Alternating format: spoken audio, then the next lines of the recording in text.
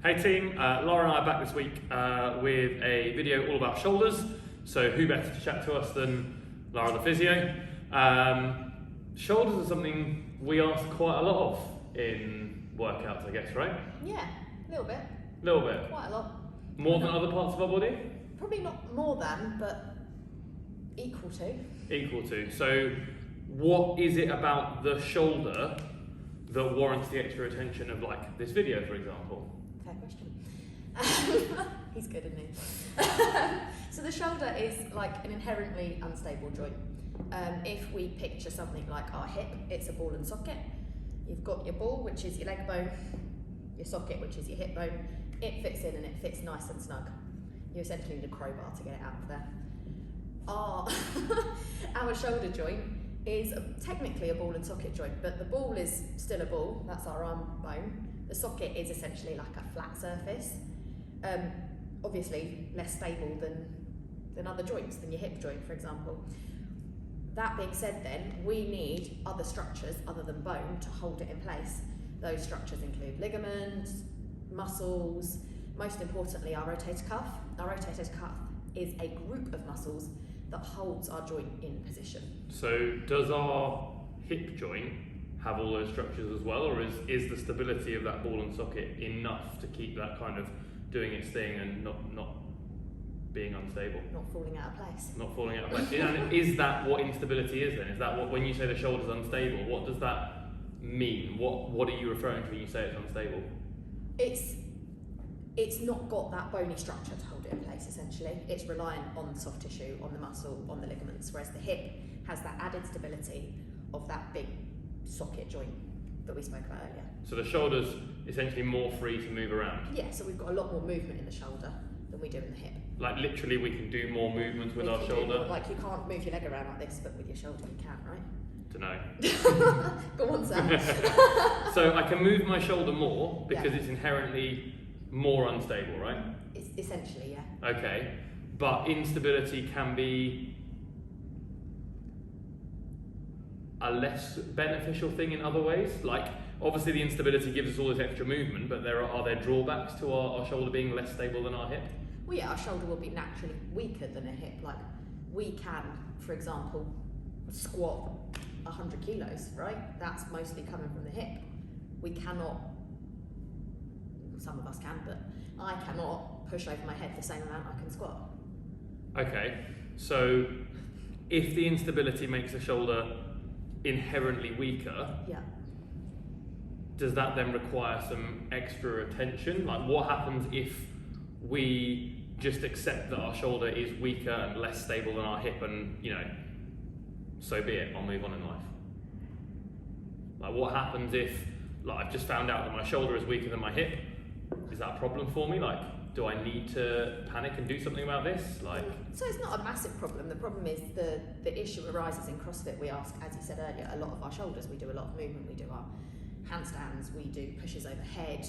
We do kipping pull-ups. We do pull-ups. And all of those movements put stress on our shoulders. What we want to manage to stabilise that shoulder during those movements, to hold it in a nice position, minimise the risk of injury, is a strong rotator cuff. so essentially you want the structures that keep the shoulder in the place it's supposed to be as strong as the muscles that are doing all the moving. Yeah.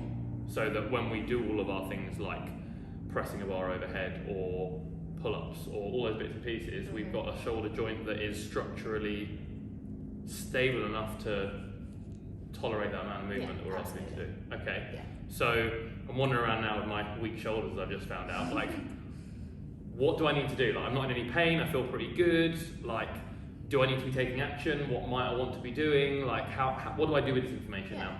Now, it's a really good point. Like, you could be walking around day to day, you can be doing the work you're doing at the moment without any shoulder pain. What we're talking about here, the exercises we're going to go through, is something that is going to maintain, strengthen, and just reduce that risk of injury. Like in the future, I'm not saying you're going to injure yourself, but there is absolutely no harm in getting your rotator cuff stronger to minimise that risk in the future. So we can essentially train the muscles that keep our shoulder stable so that they are more able to tolerate the work that we generally ask of them. For sure. Okay, cool. And are these exercises appropriate? Like, let's say, imagine I did have a sore shoulder. A sore soldier. No, I did have a sore shoulder like a couple of weeks ago. Like something that I know personally how I need to deal with that. If I'm currently suffering with some shoulder pain, like, are the things that we're about to discuss, are they like one size fits all, like big broad brush strokes, everyone can do these, or like do I need to steer clear of these in certain situations? Like, are there any kind of things I need to be aware of before I like jump head on into the stuff we're about to talk about? These exercises should hypothetically be something that everybody could do. The only way we know if it's something that you guys are going to manage is if you try it, and if it's painful, come and grab me. I can give you a bit more advice, tell you a little bit more about it. But theoretically, these are nice big broad stroke exercises. So, like, highlight information. If it's pain-free, crack on. If you're feeling pain, probably worth grabbing one of us, grabbing Lara, and drilling into a little bit more specific information to work out exactly what's going on. Because I guess the information that we're giving over a video is not specifically designed to anyone who's watching this on YouTube. Like, this isn't designed to replace seeing a physiotherapist, right? No. This is just, hey, this might be useful for you to do, providing it's pain-free. Yeah. Okay, so I've now got my weak shoulders, I am pain-free, like, what might I need to do to make them stronger? So our rotator cuff is responsible for rotation of our shoulder, stabilising our shoulder joint. So what we want to do is we want to dig into those positions, dig into those movements, and work with exercises to strengthen those movements. Okay. So we're going to go into some exercises now. Alright, let's do it. Fabulous. I'm just going to move this box out of the way. Smooth, right? Honestly, it's like It's like big budget production here. We've even got a cameraman today. Cool, so we're going to start, let's start with our little weight plates over here. So we're going to move into our rotational movements with our shoulders. So I'm taking these weight plates. I call this the flight controller. I don't know if other people have names for it. Lucky cat. Lucky cat. One of the dolls that do this. Yeah, well, we're going to come into that lucky cat position. We can do this one-armed, we can do this two-armed. We're going to start here because it makes it a little bit easier. What we want is for our shoulders to be down and back. What does not down and back look like? So not down and back looks a bit like this. Right, okay, and then down and back. People often pull just back. Okay. Which we don't want. We want a nice neutral shoulder position. So that's more of a... Yeah, okay, so that's drop down and it's pulled back, yeah. From here, all we're going to do is lift those plates up. So we're rotating our arms upwards. Like I'm controlling a flight in, I suppose. That's why it's called a flight controller, right? So notice how then I lost my control a little bit and I ended up a bit wonky. So we're coming back, we're down and back.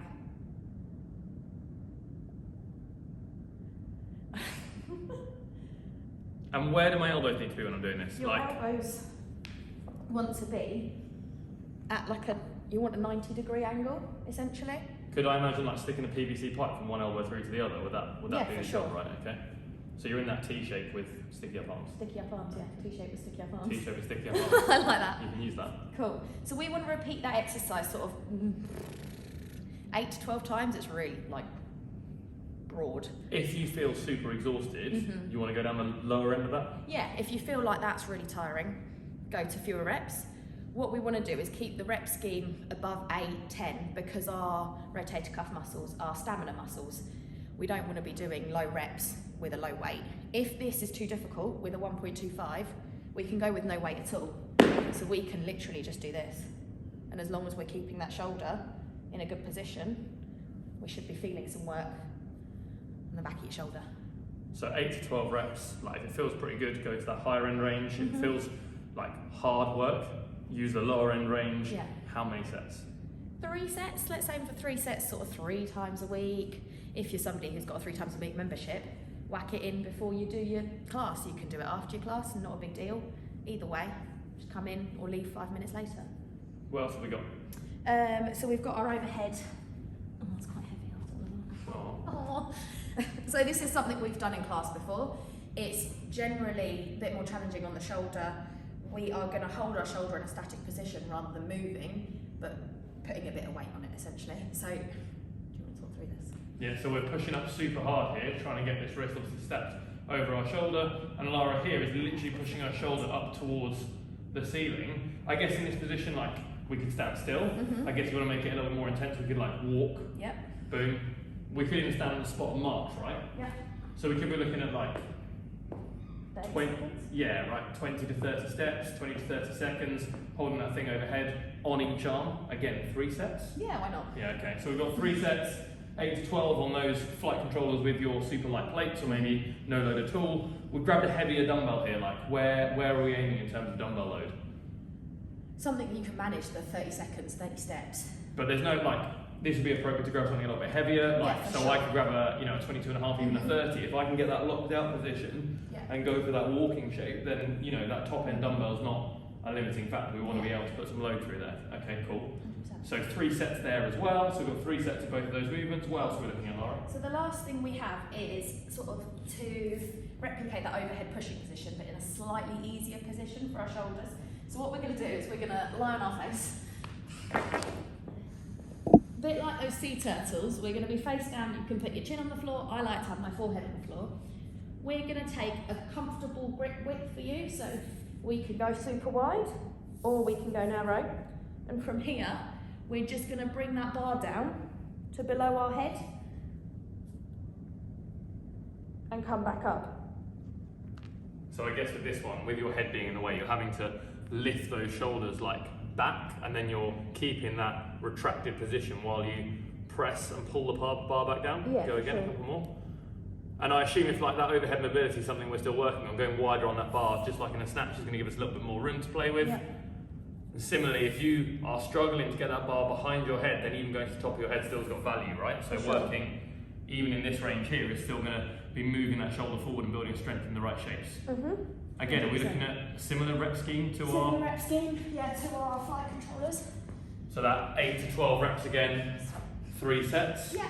So we could build a little like triad of things. You've got 3 movements here. We're looking at that 8 to 12 reps on both those lying overhead presses and on those flight controllers.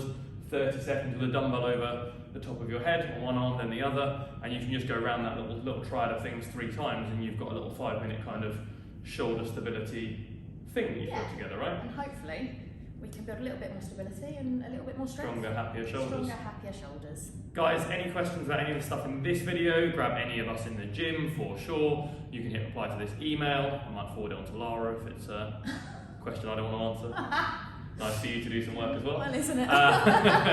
Otherwise, team, grab us in the gym, but there's some nice ideas for you to start to build a little shoulder stability before and or after classes. Toodles! Bye!